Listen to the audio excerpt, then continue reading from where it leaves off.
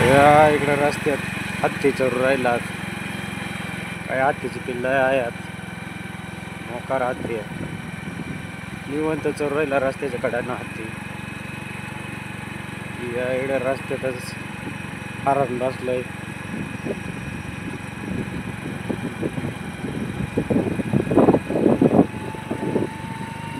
गुरावाले बसले निवांत, जनावरांसारखे निवांत. शिवीला डांबरे बसून करते रवंत. नमस्कार मित्रांनो, आज चालू आहे थोडं कामाकाजी बाहेर. तर जायचं आहे म्हैस वाळण्याच्या घाटातून, पण पाऊसही भरपूर चालू आहे, वारा.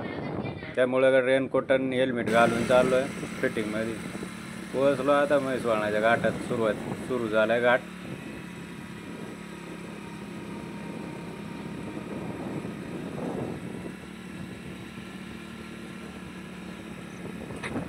सगळे कसं ढगाळ वातावरण आहे. पावसाने यंदा लईच जाम परिस्थिती केली आहे. डोंगर मस्त हिरवागार झाला आहे, वळ चालू डोंगरानं आहे.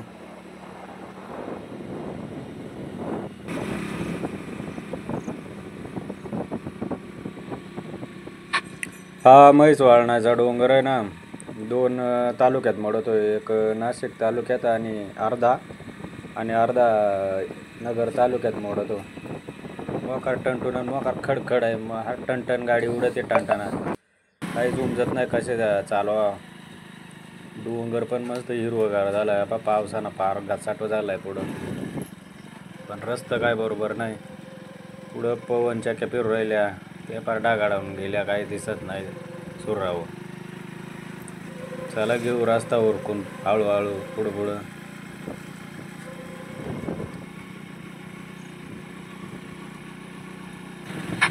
आलो एकदाशी वर सापटेल निघत रस्त्याला बेकार आहे. गाडी फोन आलो तो, फोन आहे धरायला कोणी नाही. मीच फोन धरतो, मीच गाडी चालवतो. थांबलो आता इकडं आंब्याच्या झाडाखाली. चला आता हेल्मेट काढतो, गाडी स्टँडवर येतो, चावी काढून घेतो. या इकडं समोर वाघोबा आहे. चला आता वाघोबाचं दर्शन घेऊ. चला तुम्हाला दाखवतो कसा वाघोबा आहे इकडं म्हैस वाळण्याच्या घाटातला. आलोय आता इकडं जवळ, दर्शन घ्यायला वाघोबाचं.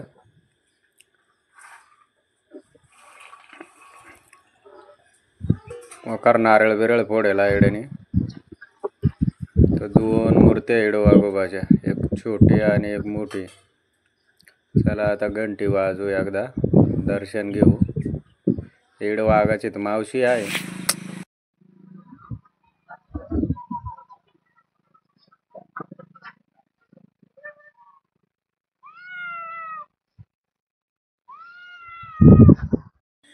चला एकदा आता डळतो एकदाशी, बराच लांब जायचं आहे.